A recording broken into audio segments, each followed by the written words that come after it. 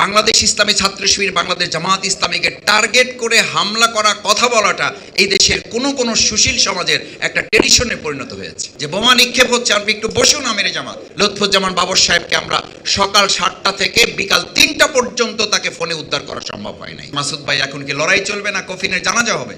আমরা তখন সবাই মিলে বলেছিলাম এখন লড়াই চলবে আমাদের। পুলিশের কাছে দেওয়া হয় নাই, কারণ পুলিশ তখন আমাদেরকে সহযোগিতা করছে না। আপনাদের এই ব্যবহারে মুগ্ধ হয়ে আমরা আজকে থেকে ইসলামের সাথে কাজ করার জন্য প্রতিশ্রুতি দিচ্ছি। আমাদের অস্ত্রের শক্তি ওই একটা লাঠি ছিল, আমাদের অস্ত্রের শক্তি ওটা ছিল না।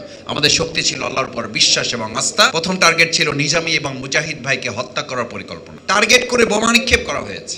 নিজামী ভাইকে বলা হয়েছিল আপনি একটু বসে যান। এখন আমরা স্টেজের অল্প কাছে ছিলাম।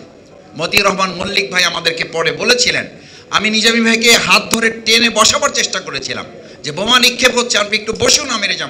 আমিরে জামাত দ্ব্যর্থহীন কণ্ঠে বলেছিলেন, জামাত ইসলামী নিয়ে অনেক কথা বলা যায়, বলছেন অনেকে। আমিরে জামাত নিজামী ভাই সেদিন বলেছিলেন, আমার একজন কর্মী সমর্থক আজকে ময়দান থেকে চলে যায় নাই, বসে যায় নাই। সেখানে মতিউর রহমান নিজামী 1 সেকেন্ডের জন্য এখান থেকে মাথা নিচু করতে পারে না। তিনি তার বক্তব্য, তিনি তার কথা অত্যন্ত দৃঢ়তার সাথে শান্তভাবে তিনি বক্তব্য উপস্থাপন করেছিলেন। ইতিহাসে সেটা ছিল একটা ঐতিহাসিক মাইলফলক। জামাত ইসলামী শেষ করা যায় নাই। সকাল 7টা থেকে সন্ধ্যা 7টা পর্যন্ত আমরা লড়াই করেছি শুধু এক হাতের একটা লাঠি হাতে নিয়ে। এখনো বিভিন্ন টিভি ফুটেজ পাওয়া যায়, লাল কালি দিয়ে পরক চিহ্ন দিয়ে আমাদেরকে দেখানো হয় এই হচ্ছে নিজামী মুজাহিদের সেনাপতিরা। হাতে কি দেখানো হয়? একটা লাঠি দেখানো হয়। আর তার বিপরীতে আগ্নেয়াস্ত্র, AK-47, পিস্তল, রাইফেল, বন্দুকের গুলি, বোমা, মুহুর্মুহুর বোমা।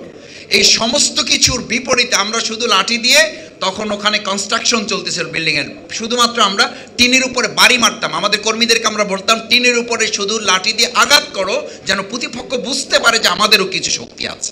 আমাদেরকে যারা এখনো অস্ত্রবাজ হিসাবে দেখাতে চান, আমাদের অস্ত্রের শক্তি ওই একটা লাঠি ছিল, আমাদের অস্ত্রের শক্তি ওটা ছিল না। আমাদের শক্তি ছিল আল্লাহর উপর বিশ্বাস এবং আস্থা, জনগণের ভালোবাসা, আমাদের জনশক্তির ডেডিকেশন, স্যাক্রিফাইস, কোরবানি।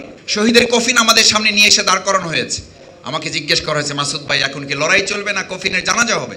আমরা তখন সবাই মিলে বলেছিলাম এখন লড়াই চলবে আমাদের। এবং সন্ধ্যা 7টায় যতক্ষণ পর্যন্ত প্রশাসন ওই সন্ত্রাসীদেরকে পল্টন মোড় থেকে সরিয়ে না দেওয়ার নিশ্চয়তা দিয়েছে যে এখান থেকে তাদেরকে না সরানো পর্যন্ত আমাদের একজন কর্মী এখান থেকে যাবে না, আমরা একজন ভাই ওখান থেকে যাইনি। প্রশাসন এসে মাঝখানে দাঁড়িয়ে যখন আমাদেরকে বলেছে, আমরা তাদেরকে সরিয়ে দিয়েছি এবং তারা নিশ্চিত করেছে যে তারা হামলা করবে না। তারপর আমাদের ভাইয়ের অফিসে গিয়েছি।